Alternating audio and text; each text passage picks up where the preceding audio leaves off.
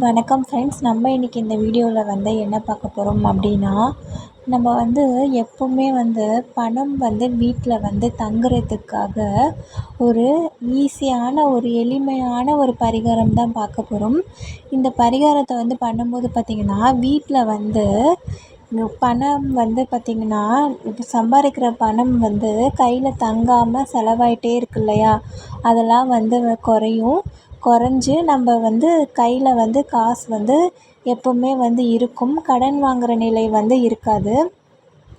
சிலர் பார்த்திங்கன்னா, அவங்க சம்பாதிக்கிற காசு எல்லாத்தையுமே செலவு பண்ணிவிட்டு, அதுக்கப்புறம் பார்த்திங்கன்னா கடன் வாங்கி தான் அவங்க அவங்களோட லைஃப்பை அவங்க ஓட்டுற மாதிரி இருக்கும். அந்த மாதிரி சுச்சுவேஷன்ஸ் எல்லாமே இது மாற்றி கொடுக்கும். கடன் வாங்குகிற அளவுக்கு இது கொண்டு போகாது. கையில் வர காசே நம்மளுக்கு எந்த விதத்துலையாவது நிறைய காசு நம்மளை நோக்கி வரும். அதுவே நம்மளுக்கு செலவுக்கு நம்ம பண்ணிவிட்டு எடுத்து வைக்கிற அளவுக்கும் பார்த்திங்கன்னா அந்த காசு இருக்கும். அதுக்கு தான் பார்த்திங்கன்னா மெயினாக இந்த ஒரு பரிகாரம். இந்த பரிகாரத்தை பார்த்திங்கன்னா நீங்கள் செய்யும்போது உங்களுக்கு கூடிய விரைவில் உங்களுக்கு பலன் கிடைக்கும். மெயினாக கடனானது பார்த்திங்கன்னா அடைஞ்சிக்கிட்டே வரும். நீங்கள் எவ்வளோ தான் கடன் வாங்கியிருந்தாலும் சரி, அதுக்கு நீங்கள் வட்டி கட்டுறதுக்கே ரொம்ப கஷ்டமாக இருக்கும். ஏன்னா கடன் ஒரு பக்கம் ஏறிட்டுருக்கும், வட்டி ஒரு பக்கம் ஏறிட்டுருக்கும். அந்த மாதிரி விஷயங்களெல்லாம் சமாளிக்கிறது அவ்வளோ சுலபமான விஷயமா இருக்காது. அதெல்லாம் பார்த்திங்கன்னா நீங்கள் இந்த மாதிரி இந்த ஒரு விஷயத்த நான் சொல்கிற மாதிரி நீங்கள் பண்ணணும். பண்ணும்போது பார்த்திங்கன்னா எல்லாமே உங்களுக்கு சரியாயிடும். அதுக்கு நீங்கள் இந்த மாதிரி ஒரு மண்ணால் செய்யப்பட்ட ஒரு பாத்திரத்தை நீங்கள் எடுத்துக்கணும். எடுத்துக்கிட்டு நீங்கள் என்ன பண்ணணும் அப்படின்னா, உங்கள் வீட்டில் இருக்க சில்லறைகள் எவ்வளோவாக இருந்தாலும் சரி, 5 ரூபாவாக இருந்தாலும் சரி, 10 ரூபாவாக இருந்தாலும் சரி, 1 ரூபாவாக இருந்தாலும் சரி, 2 ரூபாவாக இருந்தாலும் சரி, அதுக்கு ஒரு கணக்கு அப்படின்றது இல்லை. அது ஃபுல்லாக நிறைக்கணும். அது நிறையிற அளவுக்கு நீங்கள் சில்லறை காசை அதில் போடணும்.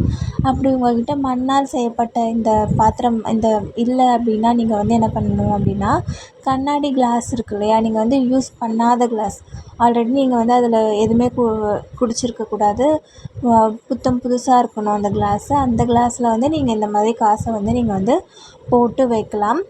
அப்படி உங்களுக்கு இல்லை அப்படின்னா, நீங்கள் இந்த மாதிரி நீங்கள் ஒரு 20 ரூபா தான் இது, அதை வாங்கி அது ஃபுல்லாக சில்லறை காசை நிறைக்கணும். நிறைச்சிட்டு நான் சொல்ல போகிற விஷயத்த இதில் நீங்கள் போட்டு வைக்கணும். அந்த சில்லறை காசோட நான் சொல்ல போகிற விஷயத்தையும் நீங்கள் போட்டுட்டு நீங்கள் எங்கே வைக்கணும்னா, உங்கள் வீட்டு குபேர மூலை இருக்கு இல்லையா, அந்த குபேர மூலையில் போய் நீங்கள் இந்த விஷயத்த நீங்கள் வைக்கும்போது பார்த்திங்கன்னா, பணம் அப்படின்றது மிகவும் நம்மளுக்கு சிரமம் இல்லாமல் நம்ம கைக்கு கிடைக்கும். கஷ்டங்கள் எல்லாமே சரியாயிடும்.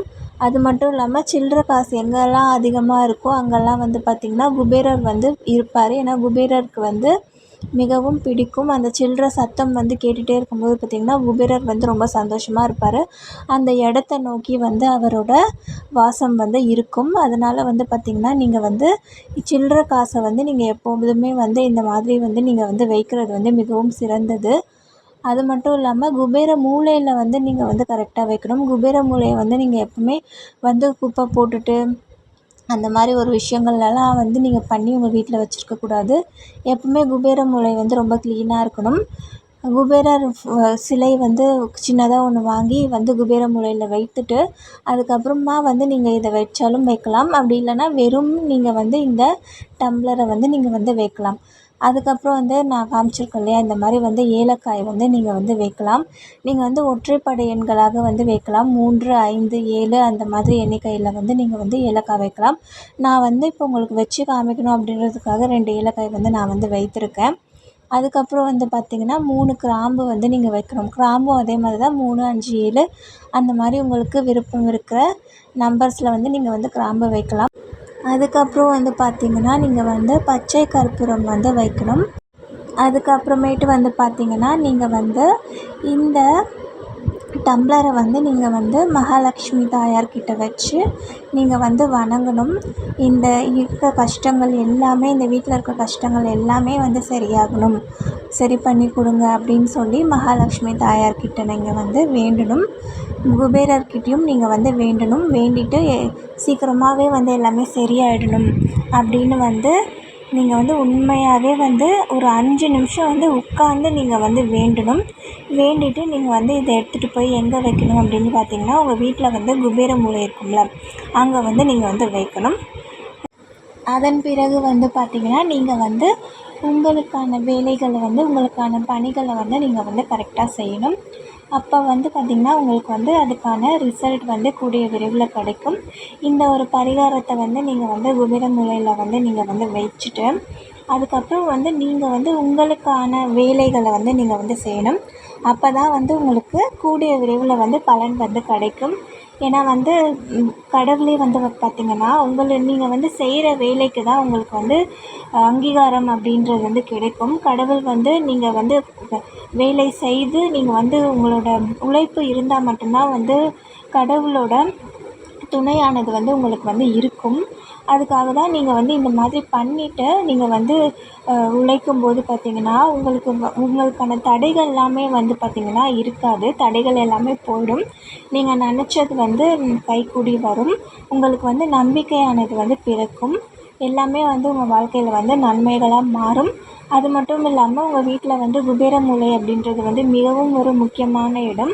அந்த இடத்த வந்து நீங்கள் எப்போவுமே வந்து அசுத்தமாக வந்து வச்சுக்கிறது வந்து அவ்வளோவுக்கு நல்லது இல்லை. அதனால் வந்து பார்த்திங்கன்னா, நீங்கள் வந்து அந்த இடத்த வந்து ரொம்பவே தூய்மையாக வந்து நீங்கள் வந்து வச்சுருக்கணும். இந்த மாதிரி சில்லறைகளெல்லாம் போட்டு நீங்கள் அந்த இடத்துல வந்து நீங்கள் வைக்கும்போது பார்த்திங்கன்னா, கண்டிப்பாக வந்து உங்கள் வீட்டில் வந்து மகாலட்சுமி வாசம் வந்து கண்டிப்பாக இருக்கும். இந்த பதிவு வந்து கண்டிப்பாக உங்களுக்கு பயனுள்ளதாக இருக்கும்னு நம்புகிறேன். பயனுள்ளதாக இருந்துச்சுன்னா லைக் பண்ணிவிடுங்க. சப்ஸ்கிரைப் பண்ணாதவங்க சப்ஸ்கிரைப் பண்ணிக்கோங்க. பெல் ஐக்கானையுமே கிளிக் பண்ணிக்கோங்க. நன்றி, வணக்கம்.